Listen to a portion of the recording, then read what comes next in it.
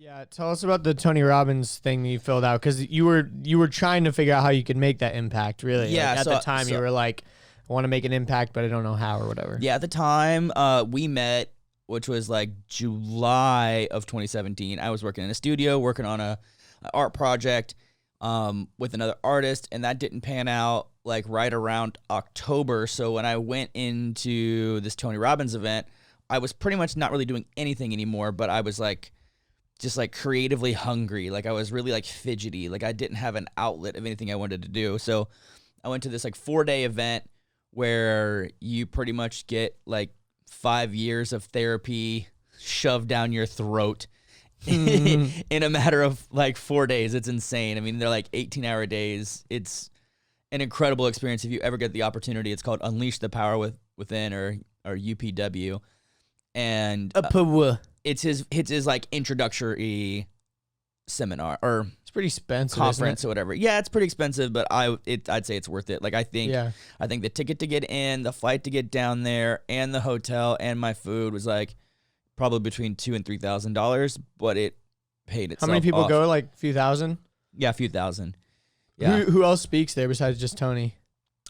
There's a few other people that are like his left-hand guy and his right-hand guy. So he speaks 2 out of the 4 days, and like another day, one guy speaks, another guy speaks. And I didn't know if there was any like special guests like Oprah or The Rock or some shit. No. It's like his traveling crew. Yeah. I didn't know if it was like that. So here are just a few prompts. I mean, I had a book that was probably 80 pages deep that I filled out every single day. But the first one was, what are you passionate about? And I said, cultivate. Wait, 80 pages in one day? No, for the whole weekend. Oh, okay, I was like, Jesus Christ. So it said, what are you passionate about? I said, cultivating relationships, telling stories, loving my family, changing my body, breaking stereotypes, not playing by the rules, and being a badass. And I thought that was funny because even at the time that I was there, I still have this whole like not playing by the rules thing. And that's so been the history of we've always been that. Wheels2Walking, where I'm like, don't tell me what to do. 100%. And the next prompt was like, what do you really want? And remind you, like, this is 2017. This is pre Wheels2Walking. This is pre anything. I said, to tell my story, to have a loving relationship, to travel the world, to change and influence people's minds, and to become an incredible leader. Dang. How Wheels2Walking is that right now? Like how and like I say, and this, we just getting started, motherfucker. And I'm not saying this out of like ego or arrogance. I'm saying this out of like, true. Holy cow, I can't believe this actually came true. And this last one is it says, what is your ultimate target? And at the time, if you remember, I was just coming off of doing like physical medium art, and I wanted at the time to like, since I had left that studio I was working in, I wanted to open up my own studio, which I did, but it like totally... This was before the Great Depression of 2018, right? Correct. Yeah, the Great Depression of 2018, yeah. Which was like winter 2018. Because after Tony Robbins, you like got off your like SSRIs or like, you know, whatever you were taking. I drank too much of the Tony Kool-Aid, and I thought... The Tonade? Yeah, and I thought... He did not recommend this in any way, shape, or form. This was just a decision that I made, that I was like, oh, I will live my life with passion and motivation, and, you know, I'm going to, like, scream chants to myself in the mirror every morning, and I'm going to jump up and down to EDM music. Like, I thought those 4 days would, like, change my life completely, but it was... Got on a motivational high. Oh, I was on a high, dude. It was like church camp. I was straight borderline manic. Yeah, it was straight up church camp. It was church camp vibes. I'm going to praise the Lord and pray and read my Bible every day. Returns home, starts riding bikes, smoking, and cussing again. You know, it's like... I like how you added riding bikes as something bad. Yeah. Well, those were my bad kid friends. The bad kid friends were my friends I'd ride bikes with. I was like, I can't hang out with my BMX friends anymore. They're bad examples. They cuss and they smoke cigarettes. And then before I know it, I'm back there doing it again. That's funny. So anyway, I said, I'm committed to achieving national artistic recognition with international traveling shows. Said I want to be a life changer, a belief shaker, a mind molder, and I want to challenge people to see if they're being 100% open and honest with themselves and their feelings. I said, I have an earth-shaking story that has the power to help and influence people, to help them through extreme pain, and to help them build a new, compelling future. Like, goddamn. Like verbatim, that's what I wrote down like 2 years and a couple of months ago. And what do you know? Here we are. Started from the bottom, now we're here. Well, we're still technically at the bottom if you look at the way everything's going. Like this is crazy though. basically publicly we're less than a year. At this point, this was your bedroom. Yeah, this was my bedroom. I slept in here. There's writing on the wall back here. Yeah, I have this thing where like I don't really do it as much anymore. I'd like to pick it back up again, where I wrote a bunch of like positive affirmations on my wall. So when I woke up in the morning, those were like the things I saw. But anyway, it's like when I wake up in the morning, I'm feeling like P. Diddy. feeling like, yeah, I mean, but you got to have like brush your teeth with Jack Daniels, you know? Oh, Thank here we you. go. He's already Thank booted you, up. thank you, Okay, thank okay. But it's one of these things that like, guys, like goal setting is insanely important, and and not only just because you're like physically writing it down, but you're committing it to memory, and then also it's cool because you can do what we're doing right now and like look back and see how far you've come, because that's the hardest thing with small progress is it's very, very hard to see how you're progressing, because you're like looking at yourself, like for example with physical stuff, you look at yourself in the mirror every day, so you don't realize all the small changes that are happening. Like for example, I stepped on the scale the other day. I was like 180 pounds. I'm like, holy shit.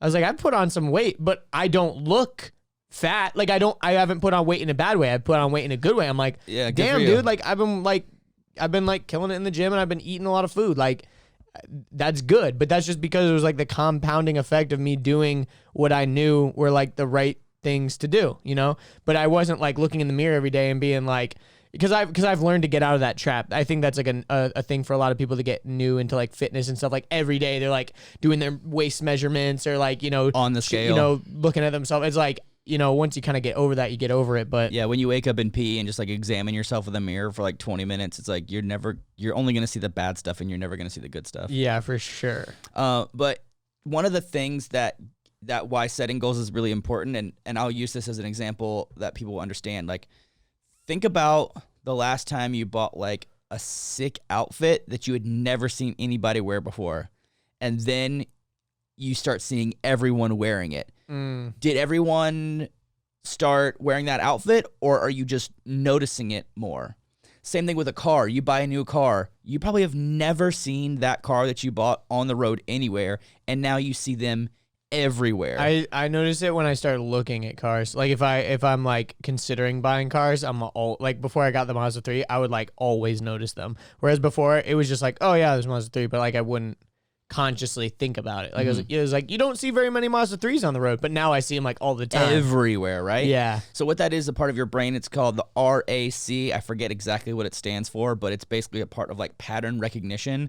I've used this to actually pick out a girlfriend, and you guys might go, I'm sorry, did he just say pick out a girlfriend? Yeah, you go to the girlfriend store, you pick her out, you know. No, but what I did is You didn't go to the girlfriend store? No, I didn't go to the girlfriend store. Oh, you're fucking up, bro. But I wrote down all the things I didn't want in a relationship, and then I wrote down all the things I did want in a relationship. And then every time I interacted with someone, I ran it through the filter of all the things I wanted and all the things I didn't want. And luckily, I found exactly what I wanted. How many of the things that you wrote down were looks based? None. Not a single thing. Nice. I can actually dig it up here in a second, but I want to talk about what I mentioned earlier, which is the SMART goals, which stands for specific, measurable, attainable, relevant, and time-based. And what that means is specific is like your goal is direct, detailed, and meaningful. So it means like get specific as possible. Your goal is You know, like I want to be successful. You have to like put down what that means to you. And yeah, stuff. precisely exactly what that means to you. Yeah. Your goal is quantifiable, so you can track your progress or your success. Like you're like, I want to double my income. Okay, well then how much money is that? Okay, well how much money is that per week? Okay, well how much extra work do you have to do? Or how many items do you have to sell? Or, you know, what ads do you have to run? Or like whatever it may be. And then attainable is your goal has to be realistic, and you have the tools and or resources to actually attain it. You can't just be I want to be the Prince of Dubai. Yeah, or like, I'm going to drive a Lamborghini up to the top of Mount Everest. It's like, that's literally not possible. Relevant, your goal aligns with you and your mission, or if you like work for a company, it's like the company's mission or the company's goals. something that like aligns with your core values, which is like another exercise that I'm not even going to dive into right now, but like figuring out exactly what is the most valuable to you, like your core values, and then time-based.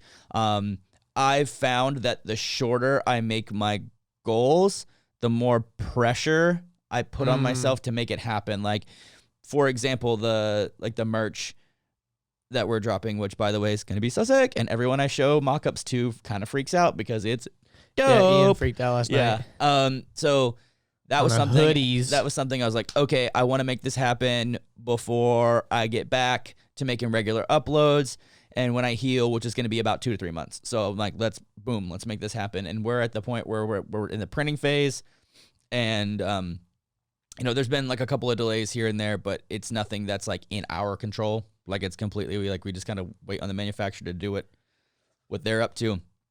But time-based is real important. And I think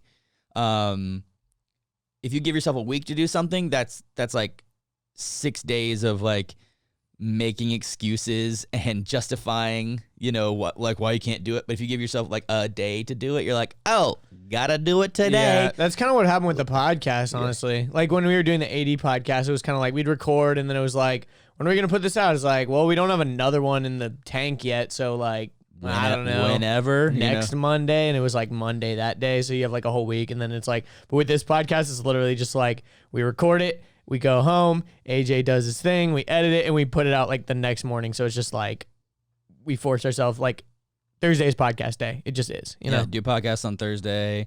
By Friday morning, it's up. Like you have less than 24 hours to put out the main episode, and then the clips come. Yes. Come. Yeah, pretty much I just clear the whole Thursday schedule. Just podcast.